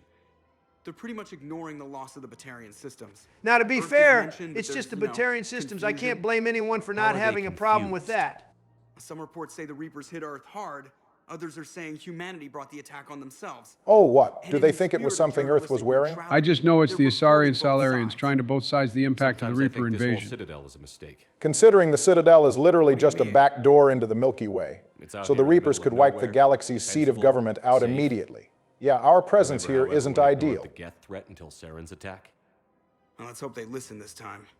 I don't know if we'll be able to save their asses again. Meanwhile, they ignore the unshackled AI walking around the Presidium. She run into any trouble? No, she's my mobility assistance mech. This is interesting. Frolic syndrome, In I'm Mass really Effect 2, entitled if to you bring bring home. Legion onto the Citadel, the customs lady tells you personal synthetic assistants aren't allowed on public shuttles anymore, which means the rule was either rescinded or Edie has been carrying Joker around everywhere. I'm choosing to believe in the latter. I wish Edie would carry me everywhere. All right, that's enough stalling. Let's talk to Shiala. So this is modding at work. Yes, this conversation is also how we'll get the Zoo's Hope colonist for the war. Keep us apart. What are you doing here? We lost the colony on Pharos, but the survivors of Zoo's Hope are fighting again. Zoo's Hope was kind of a shithole anyway. Instead of the Geth. How are the colonists doing? There were only like a few hundred people on that colony. How many of them could have made it? Zoo's Hope may have been small, but that was probably to their benefit. Evacuations would have been easier. Last I checked, the colonists were regular civilians. What do they bring to the table? Shiala will explain this in just a bit. But the colonists bring 30 points in the vanilla Can you game. still feel the Reapers? I'm sure I'm still indoctrinated. You know, I completely forgot Shiala was exposed to Sovereign. Oh, damn, look at the time, Shiala. We gotta get going. Barack, get Garrus down here and tell him to put that aim of his to use. Calm down, she's probably fine. Apparently the Thorian's mind control has greater influence over her. I was a commando, Shepard. If the voices are too much to bear, I will know what to do. I guess it's fine if Shiala already knows what must be We've done. uncovered a Prothean superweapon. It'll win this war. Yo, Shepard, the existence of the Crucible is supposed to be a secret. Why are we yelling it so loudly in the commons area? I also forgot that Shiala has the cipher. I guess if Shepard died, we could lean on her to help find the Victory VI on Thessia. And yet I have no knowledge of this device. What I did learn is this. Our every action ripples through time, touching generations in ways we cannot hope to fathom. Use this weapon wisely, Shepard, or not at all. Shiala sure loves to speak in mysticisms. Is there anything else you can tell me about the Thorian? The Thorian is dead now. I can confirm that. But the spores in our bodies remain, and on some level we are still connected. This right here is how the Zoo's Hope colonists become a formidable fighting force. Surprising. As we fight back the Reapers, we feel each So, other and how does this go in your normal day-to-day activities, though? You feel it when someone else stubs their toe or is feeling a bit hungry? This situation is imperfect and dangerous. Perhaps the colonists should separate for their own safety. But with one mind, the untrained fight with the skill of veteran commandos. Our force is strong. So there's something I feel I should say before we move on. You can sleep with Shiala here. Excuse me? Next to Joker in public? No, dumbass. We'll move to a different room. All you have to do is ask her if she's okay, and you'll get the chance to say yes to her. Okay, well, stop wasting my time and do it. Hello, Tally Zoravaz Normandy. We romanced her last game. I'm not going to pick the option, but I will step back from the mouse and keyboard. If either one of you wants to do it, it's up to you. I'm good. We've had enough sleeping around. Donald, what about you? Who do you think you're talking to? Do you really think I can't walk away from this opportunity to sleep with Shiala? You've disappointed me, Donald. You can't really be surprised by this outcome. Yeah, well, shut the fuck up. I literally defied the language barrier and started reciting the Bible in Japanese back in Mass Effect 1 for this opportunity. And on top of that, it's your fault we didn't get a proper sex scene in Mass Effect 1, Joe. Like, Tally is cool and all, but that little bit we got in 2 wasn't enough. This doesn't ruin our romance with Tally, does it? No, not at all. This is still so fucked up. Oh, calm down, you drama queens. We'll lock back in with Tally when we see her. Also, hold on a second. This animation looks kind of familiar. They reused the animation from Miranda's romance scene in Mass Effect 2. Now, that was a wise decision. Derry, is that why you pointed out that this was possible to Donald? Nah, I had no ulterior motives. Oh, Subarashi! Bro broke back into Japanese again. To be fair, that's a fairly common and quotable line. I wonder if there's any Zoo's Hope colonists nearby because they might be able to feel this. Feeding you earlier did absolutely nothing to sedate your urges. Well, that's that. That just made this entire hour of dialogue completely worth it. Anything to keep your attention, Donald. Now we have just a couple more conversations to go before we head to Eden Prime. Oh shit, Lyra was nearby when that happened. Why does that worry you? Bro, she's the shadow broker. What if she saw what happened and tells Tally? Shit, who am I kidding? She definitely knows already. I don't think Liara cares, but it's probably a good thing we didn't romance her. Remember how it was all rubble after Sovereign attacked? It's a good thing all those broken pieces of Sovereign didn't result in anyone becoming indoctrinated. I barely got to see the Presidium before half of it got crushed.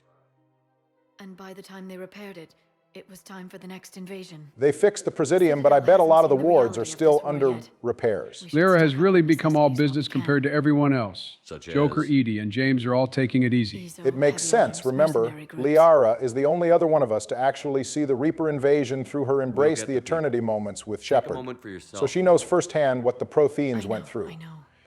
But there's always just one more task or meeting. Speaking of which, talk to the Volus, Blarghman. He'll point you to some mercenaries willing to join us. Through this mission with Blarghman, we'll get the Shadow Broker Wet Squad. They bring 25 points. Liara puts them to work against the Reapers in Cerberus. I hope they bring that crazy buff Solarian along for the ride. But your manager said you could give me a refund if I made an Is this guy still after a refund for something? You gotta respect his tenacity. He does eventually get his first refund, and then he's told to go to the warehouse in Mass Effect 2, where he's looking for a Cision Omni gel converter. He doesn't have any success there, probably because the original store clerk just fed him some BS. Well, it's his job. I don't think it's his job to get badgered by you. On break. Contacting the family I haven't heard from in days. They're dead, buddy? Yeah. I guess maybe a war's a bad time. Maybe? That didn't cross your mind the other 10 times you visited this week? 10 times in a week? Bro needs to seek some employment. I'll just, yeah. I've never seen anyone so obsessed with getting a refund for a toaster oven.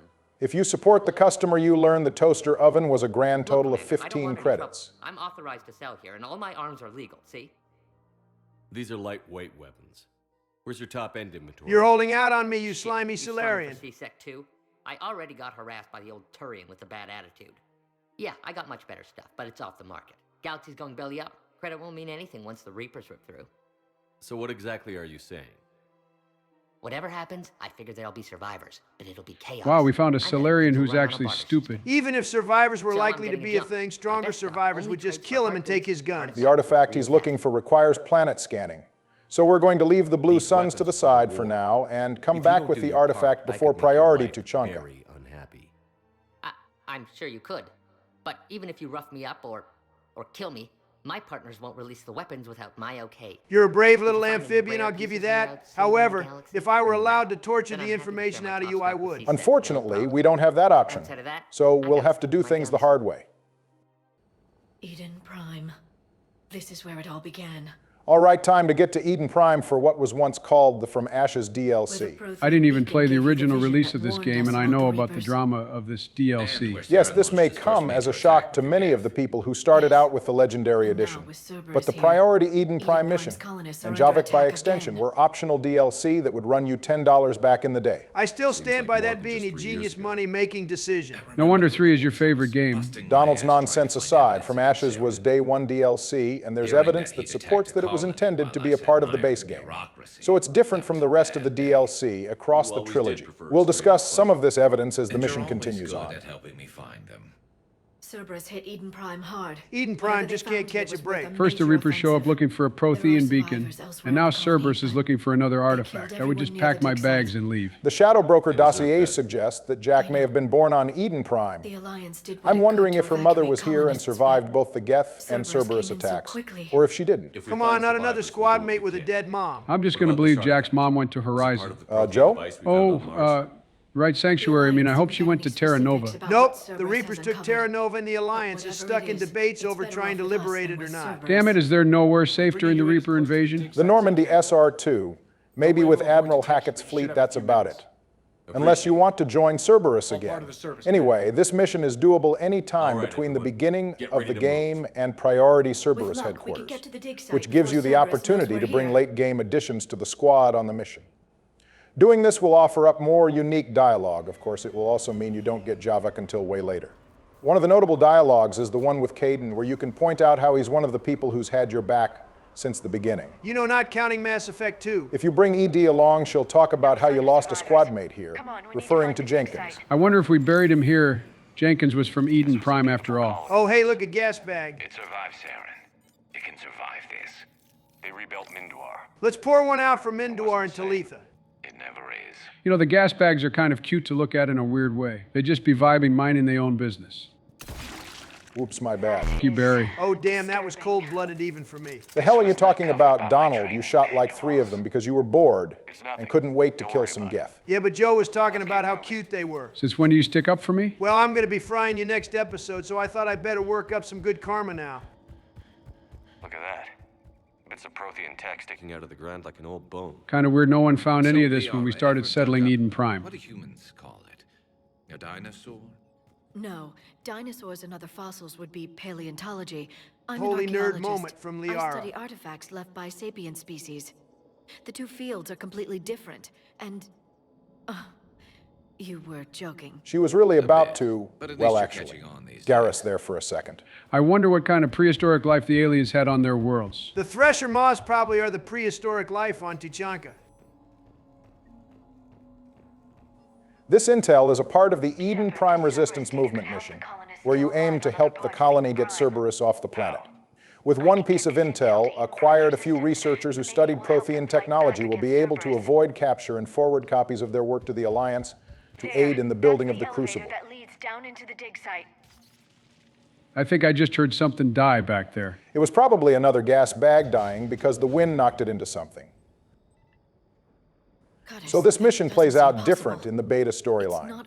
Being placed after priority to Tuchanka, Shepard would receive word from the Vermeer survivors teammate, who is a Spectre, that Cerberus has taken over the Prothean ruins on Eden Prime, and that they have found the catalyst. Continuing on, Shepard and their squad would land, meet up with the Vermeer survivor Spectre partner, and come across the Prothean smoking the Cerberus agents.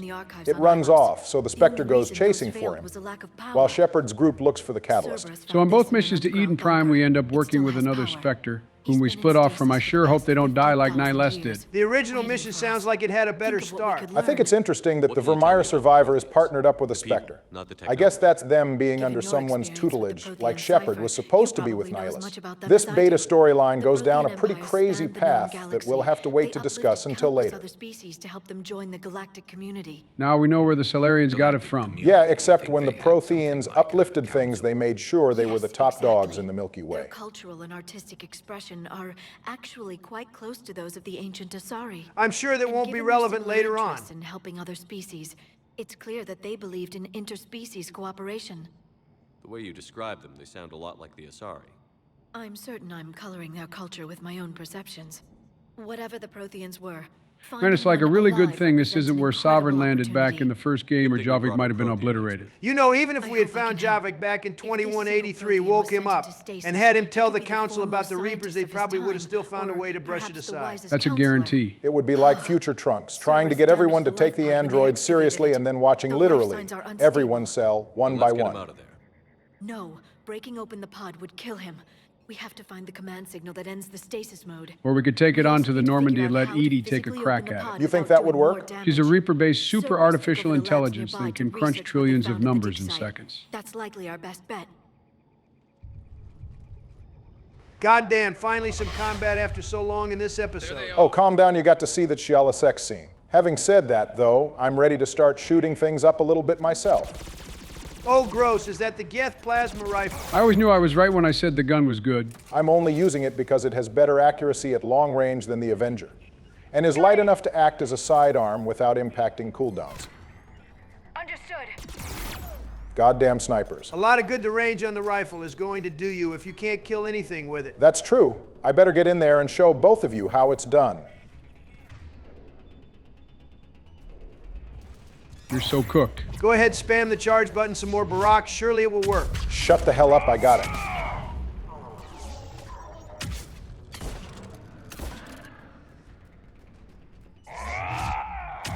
No, you killed the gas bag. What the hell is with you and the gas bags right now? All right. Let's get moving before more of them come back. So not only did you only get one combat mission this episode, but it's also piss easy. I did a lot of the busy work that I know neither one of you wants to do.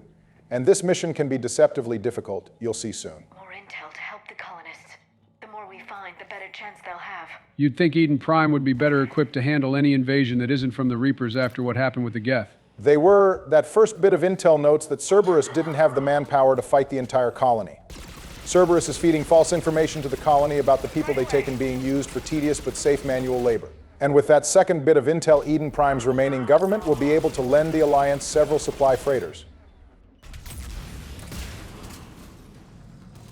Not gonna lie to you, Barack. This looks like a bad place to try to fight. I'm surprised you're not telling him to charge Dick first into the enemy. Look, I learned a hard lesson last episode. I'm not too proud to admit it. I'm glad to hear that, Donald.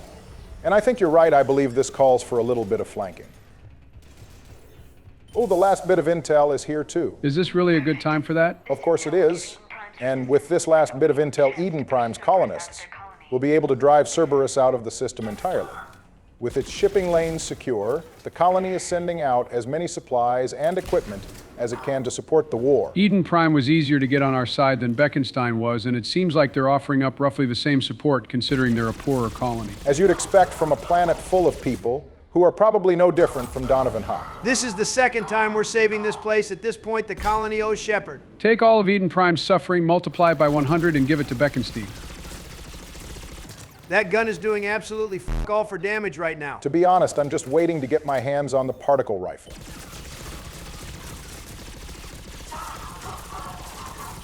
The spray and pray looks fun, though. Yeah, on a mission where you don't have to worry about anything pressing you from every direction. I'm literally having to run up and down the terrain to get good angles on the enemies.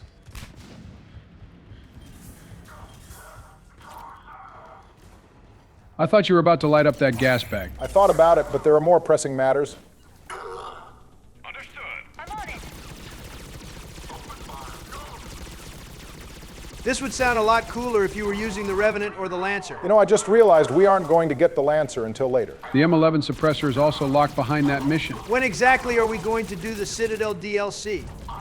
At the end of it all? Well, there's no real reason to delay doing the actual main mission after we recruit Tali. So we can do that sometime after Priority Rannoch and save the meetups in the party for the end of the series. Sounds good. We can use that to wash our eyes of the ending. In the beta story content for this mission, the video logs would have revealed Cerberus opening a Prothean sphere and finding Jaffic inside, making it clear that he isn't a Cerberus soldier, but rather is the catalyst. Wait, did you just say Javik was the catalyst? That does appear to be the original idea, yeah. So Javik wasn't originally a little more plot relevant, bro. Literally was the main plot device. Let's focus on what happens in the actual plot for now, though. Now, what in the hell do they think they're going to do shooting Reapers with those lasers? Yeah, I think the Reapers are winning any beam clash here. Damn, the Protheans had it worse going up against Collectors. The worst we had are the Marauders. I bet Harbinger was in here assuming direct control. Probably not, or they would have found Javik. Biotics, but this time the flavor is green. You know, despite Javik's biotics being green here, all of them, besides Dark Channel, still appear blue. Victory! Seal the bulkheads! Acknowledged. I'm pretty sure you're dragging a corpse there, buddy. He's probably trying to keep him from being turned into a collector.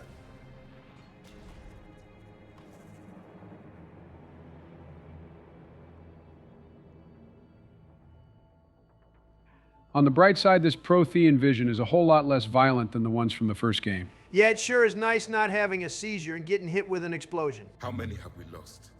Reaper forces have destroyed approximately 300,000 life pods. I see your problem. You set your cryopod to incinerate when you should have left it to cryo.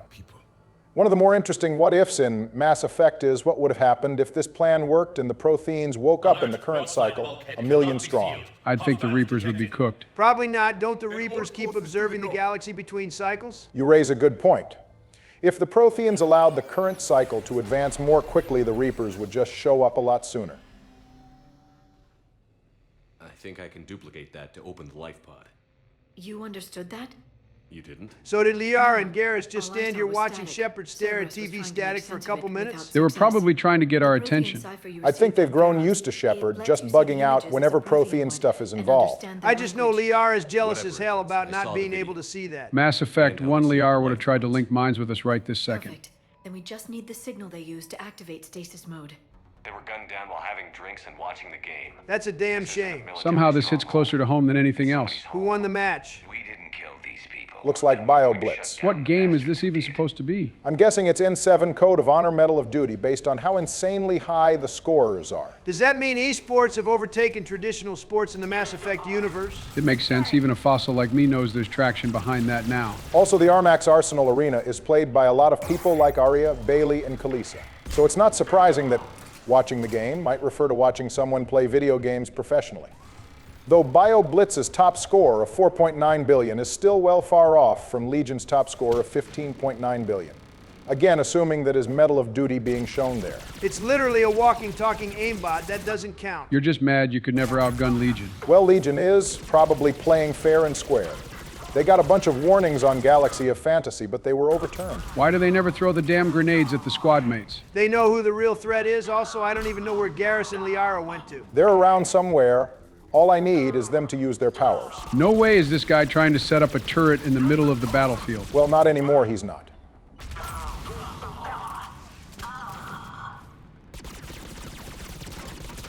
All right, it's time to get my hands dirty. Finally, it's about damn time. I swear you're playing even safer than I was Barry. Not for no reason. There's another goddamn turret up here. And a Cerberus engineer looking to get cooked. Watching their backpacks explode is always so satisfying. What kind of fresh hell is this mission? There are 2 turrets. I told you I was playing safe for a reason. I'll be interested to see how you make it past this. I'm banking on him getting cooked here. All right, that's 1 down. Okay, these grenades are starting to piss me off a little. That guy has a bead on you. Get trapped in space-time, you bitch. This is a bad look, Barack. Yeah, let me just try to think this through. There's another goddamn grenade coming. No goddamn way you made it out of that, you lucky bastard. I'm sorry to disappoint you, Don, but I'm not going out sorry this episode. That little bit of patience goes a long way.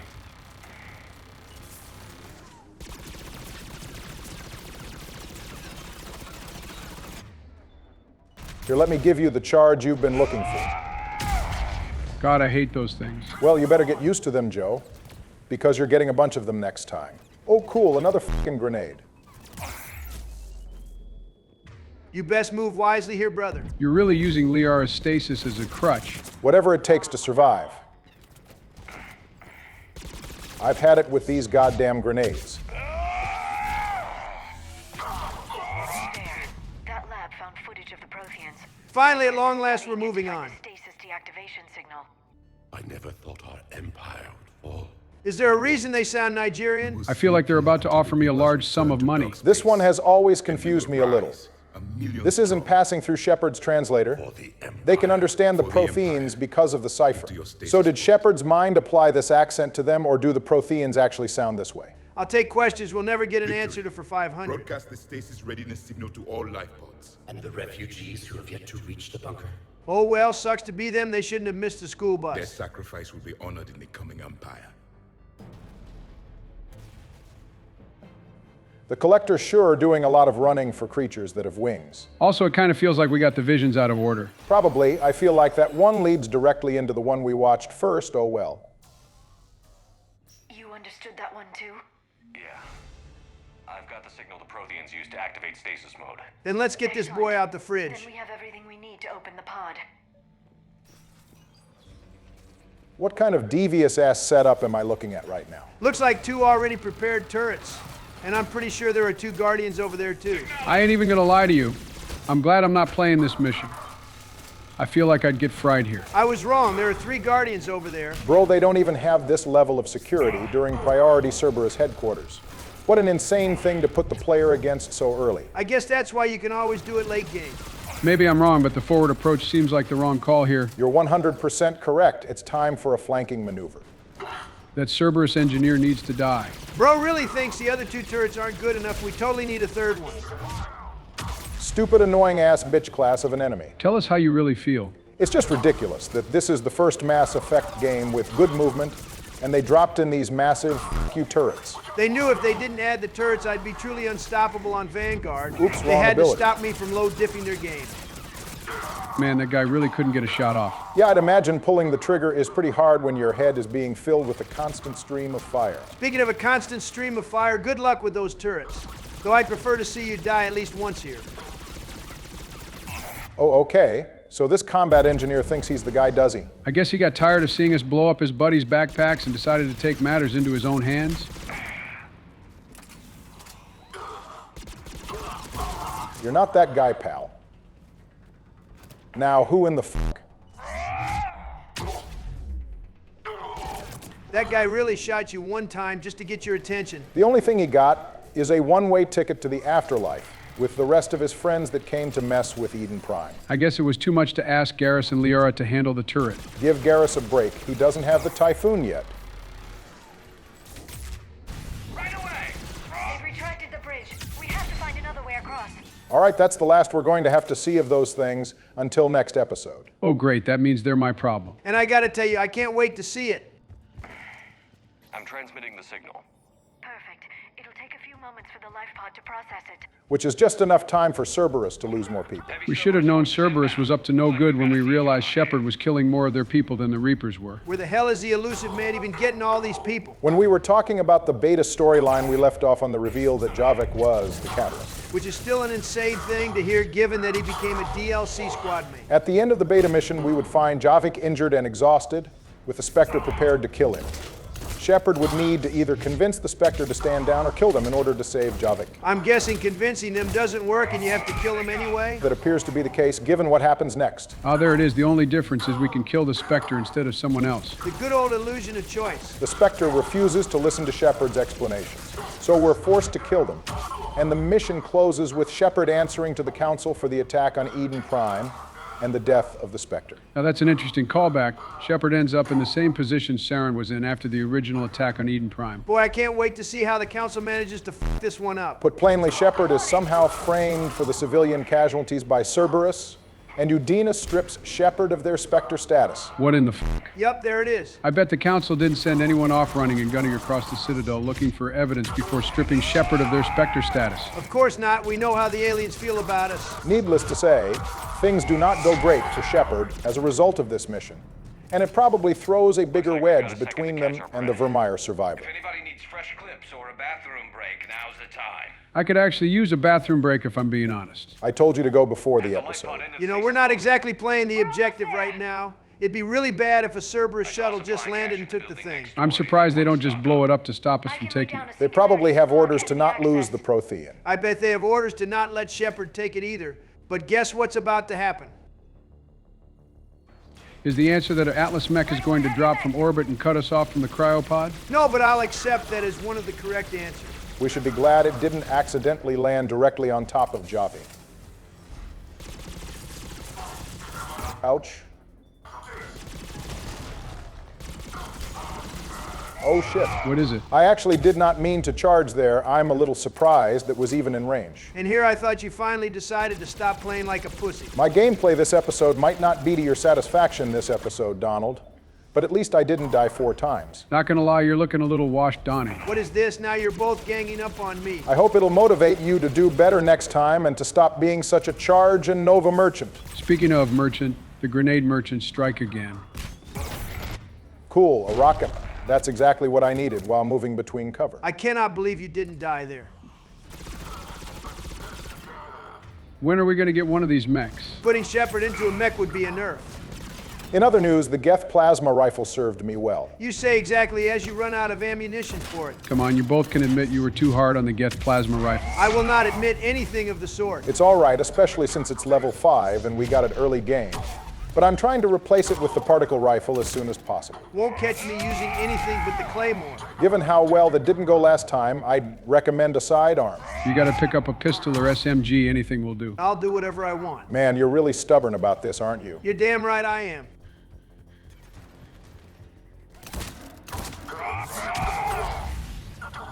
I think that's it. Nope, you got one more straggler.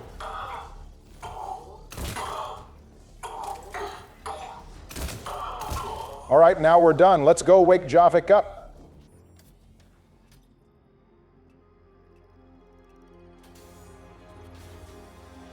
There, you've got it.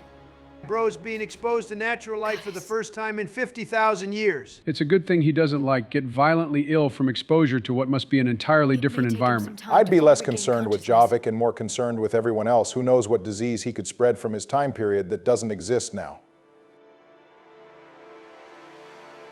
All right, rise and shine, buddy. It's time for school, and you've got a lot of homework to catch up on. I don't think he appreciated hearing he had homework. Well, the Reaper invasion doesn't care how he feels. This is how people who stay inside all day act the moment they're forced to leave the house.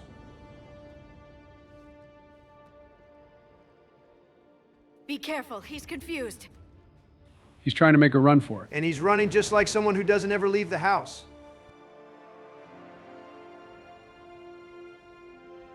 It's like a caveman waking up in modern times. Except the caveman in this situation comes from a far more advanced time period. Javik is probably thinking about how everything looks like shit. Which is crazy because the last time he saw this planet, it had Reapers walking all over it. There are pods online. Those soldiers are still alive. Their sacrifice will be honored in the coming empire.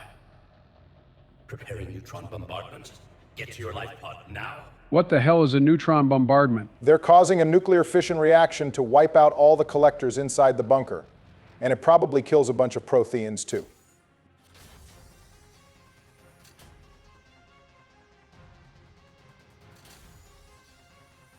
Neutron bombardment underway.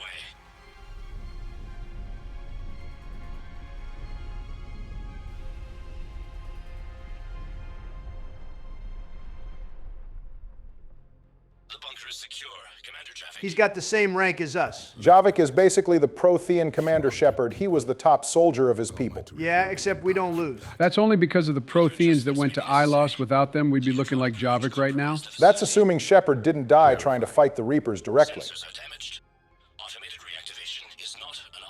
Imagine having to go to sleep and not having your alarm set. No wonder he overslept. Do not shut off more pods. I need the few that are left. Power needs will be triaged appropriately. You know, now I think I know why Eden Prime had such a massive problem. It's literally on top of an ancient civilization's burial ground. Eden Prime was cooked from the start. I will be more than that.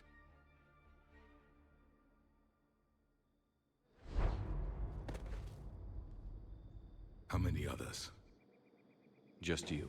Well, technically, there were a whole bunch of them about 6 months ago, but we blew those up. I don't think he means the collectors, Donald. I've read your physiology, your nervous system, enough to understand your language. Man, I wish I could learn languages with just a touch. It's kind of like how Starfire learned English by kissing Robin in 2003 Teen Titans. Personally, I just learned languages by being down bad for beautiful blue beauties. It's how I picked up Japanese.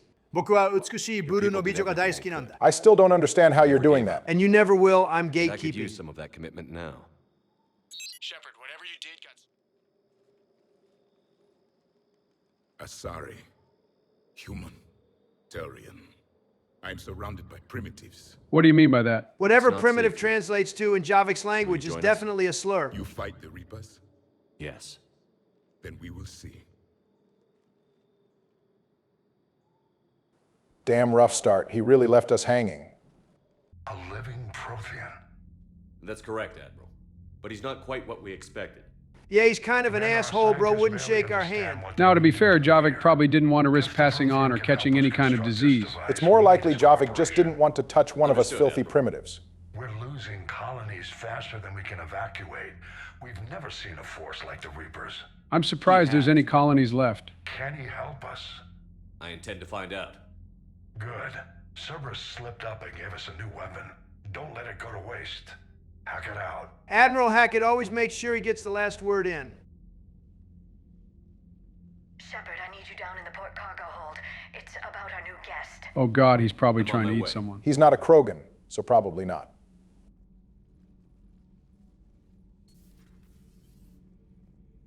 What's the problem? I've tried to make the room more accommodating, but they're not letting me talk to him. Hey, you red shirts need to beat it. Apologies, Doctor. Contact protocol with a new species. Assume hostility. We had to dust off the regulations. Trust me, buddy, if Javik were hostile, you wouldn't be alive to tell us about dusting off regulations. But he's not new. I've spent my life studying Protheans. At ease. I don't think our guest will be a problem. I don't know, man. He doesn't look particularly happy right now. I wouldn't be happy if I got woken up from a nap either. I'm pretty sure he's upset all his people are dead. That depends on you. Dude is really grabby. Take a guy out to dinner first. I can sense fear in you, anxiety and distress. The Reapers are winning. Javik will sense different things about Commander Shepard depending on when you've recruited him. For example, if you wait until Priority Thessia, Javik will sense Shepard's anger over the defeat they suffer there. For the record, that's defeat in quotation marks, because I'll be damned if I count that as an L. If you've gotten a certain amount of war assets, Javik will comment that Shepard thinks they stand a chance against the Reapers or something along that line. It's good that we can be positive about things at some point. The battle left its own mark on me. I communicated this to you. It can work both ways. Wait, hold on. Does that mean we passed on our experience with Shiala to him? Oh, that's not good. It probably also means he's seen our time with Tali, Jack, and the consort. Oh God, not this again. The classic. It really is a callback to Mass Effect 1.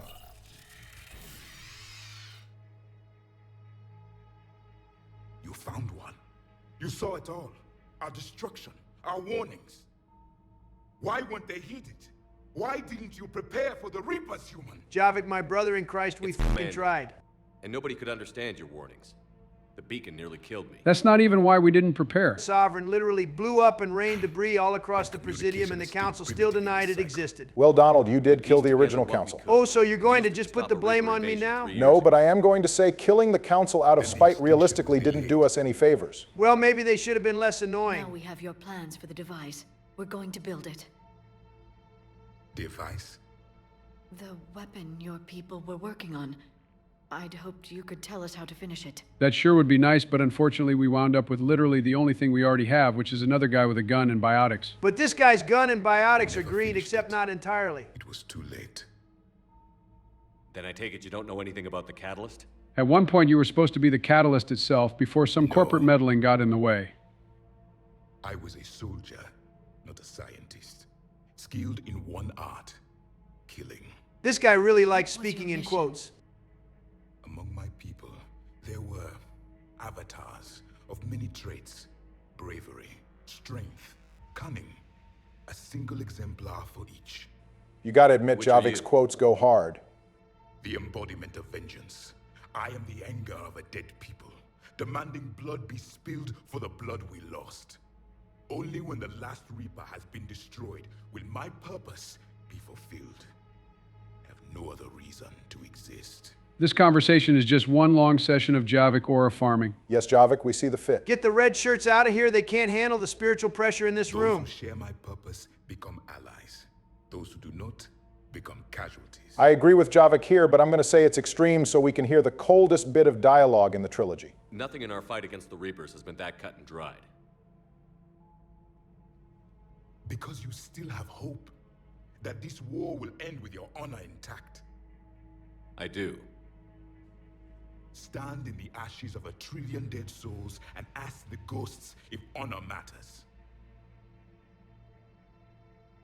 This silence is your answer. Damn, he really gagged Commander Shepard. We had no comeback for that. It was all right, but I've had colder We found one-liners. this at the dig site. I assume it belongs to you. It is a memory shard. I need me one of those. I got some stuff I need to store in one. What could you possibly need a memory shard for? Well, since you asked, I got this video where a lady... Joe, for God's sake, do not ask questions that you don't want the answer to, and that might get this video demonetized. And the last thing the Reapers hear before they die will be the last voice of the Protheans, sending them to their grave. All right, Javik, we get it. You're cold. If you don't mind, I have a few more questions I'd like to ask. I'm surprised Liara has been this patient this long. I've written over a dozen studies on your species. I've published in several journals that... Bro just woke up from a 50,000-year-long nap, and now he's got some academic talking whatever his equivalent of an ear is off. Never mind. What do you wish to know? All right, let's end the episode how we started it with more dialogue. Sensory ability you have. It was common among my people, imparting experience through touch, the chemistry of life. It's like a more advanced version of that thing the Drell can do. It's also kind of similar to Solarian photographic memory.